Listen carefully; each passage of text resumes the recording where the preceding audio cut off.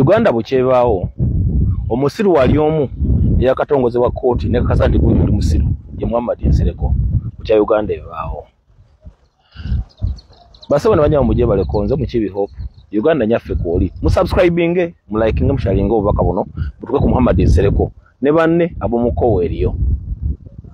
Omusiru yatongozebwa kooti mu Uganda yonna yonna bukyebaawo ye Muhammad Nsereko. 1 Munsi olunaku lw'olimanya nti oli mugezi olunaku lw'olirangirira mu busiru lwekera noga nti nze ndi mugezi kitegeeza nti oli musiru. Kwa abantu bangi bakoze amagezi nga bagezi mu nsi nga bo tebamanyi kye bakola nga tabamanyi kye bagezi naye ng'ensi eraba bo n'abantu abalaba bo baga nti gundi oyo mugezi. Muhammad Nsereko ayimiridde ku rediyo ya Balamu kwesikononyeza n'ogamba nti mbasiru be walabye tebamanyi tebasoma ekyagulanyi sentamu era ina village excitement. Celebrity w'eggwanga atambudde ensi zonna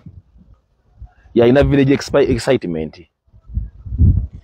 Celebrity w'eggwanga ensi gwesinza wonna gwesasulya sente okulaba yalina village excitement.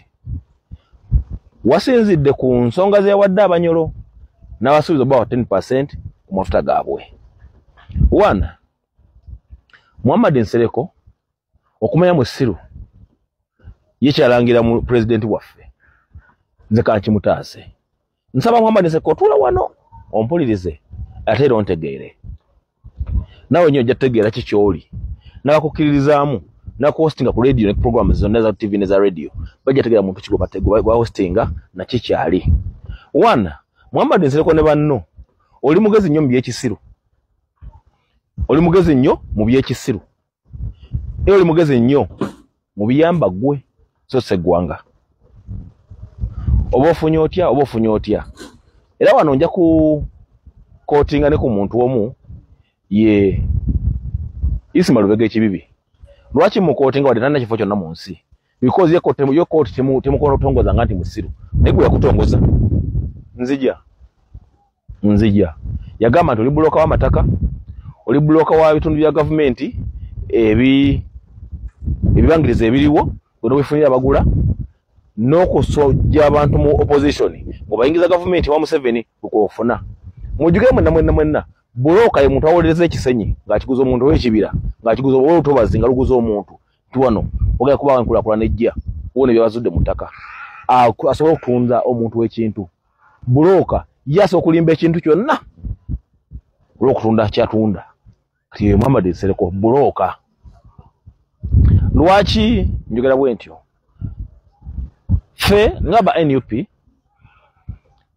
ekibiina kyawandikira Parliament nga bajje omukulu Mpuuga ku bwa commissioner olw'ensonga y'okwegabira ssente ng'akosobola okujjukudde olw'ekitalo beewabira mu kooti era kooti neewa ensala bu ssente bazifuna mu mateeka olw'ensonga nti kooti mani Parliament terina buyinza bujjulula kooti kyesaze kyewaddeko nsala baga nti kale tuveeyo by'okujjayo naye tuyite etteeka eryo olwayisiza ssente ezo tuddemu tuziteeseeko tulabe oyo olwayisiza ssente ezo. Speaker wa Parliament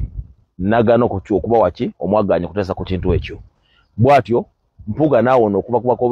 ne tulema mu mijja okuba commissioner ng'akosezza kooti kuba kooti bwebeesazeewo ekintu kiba tekijjululwa wawe nzija. Muhammad Nsereko ebbanga yamaze mu Parliament eddene nnyo ng'akiikira abasuubuzi ng'akiikira bannakampala abalina ebizibu ebyenjawulo ng'akiikira kasasiro omungi n'emyala egitwala abantu. Yaleeta ekiteeso eki mu Kampala mu Uganda. Ekiteeso kyali yaleese kye kiteeso kya Social Media Act ekiziyiza abantu okwogera ku bantu nga tebabibuuzizzaako. Lwaki? Nti ye bannayuganda lwakera enkya ne bamufaananya engege ye n'agifuula matter of national importance. Nti wafaananya Muhammad Nsereko akagege ye yagifuula matter of national importance nakwagala ne banne beeyita abagezi mu Parliament ne bayisa etteeka nga Speaker Aminata Amonge yaliyo ne bayisa etteeka eritugaana okwogera ku bye tulabye n'okuba ebifaananyi bye tulabye n'okwogera ku muntu yenna nga takumwebuuzizaako tuli bababye muntu n'omulaba ngabba mwebuuzaako sebo nkuba ekifaananyi ng'obba nkuvunaane bw'agaana n'omukuba ekifaananyi ekyo ngabba oba ng'atta omuntu oba nga rapinga omwana oba nga defayiringa omwana oba nga rapinga omukazi nga tomwebuuzizzaako gwali musango muntegeera Muhammad Nsereko ye nga kyalaba magezi agage nalaba nga ensi eyayana nnyo okufuna etteeka erifaanana bwe lityo olwaki nti ye bamufaananya engege neefukana matter of national importance nga tebamwebuuzizzaako najja akola etteeka erifaanana bwe lityo ne liisibwa mu paalamenti ey'abayivu nga bo bwe beeyita paalamenti gye twogerako ye nnyini ono gwagamba nti yasoma Kyagulanyi gye yagamba nti nsiru era yabasiru era yababbi ye n'agifuluma atategeera ono Muhammad Nsereko ye ategeera n'agisigalamu n'afulumya etteeka erifaanana bwe lityo ne lisembebwa banne bonna bampuuga n'abalala abagezi era abayivu era abantu abategeera abatali bayivu abatali basomye abategeera bagenda mu kooti ne bagamba nti etteeka lino liviolatinga article 29 eya constitution eriziba abantu emimwa n'okwogera nga article 29 ebawa ddembe okwogera n'okugera ku media nga baagadde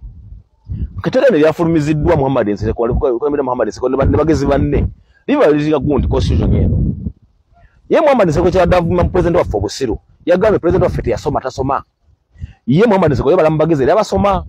nga constitution yennyini abeera nayo era yagisoma era mukugu muliyo kati article 29 gya violatinga abantu bakulembeza ne bagera mu kooti okujja etteeka lye kooti yayimirira nega nti abayisiza etteeka lino basiru bapya etteeka fu ne bakoze na mu etteeka lino bifu kiregeeza ti Muhammad Nsereko watongozebwa mu basiru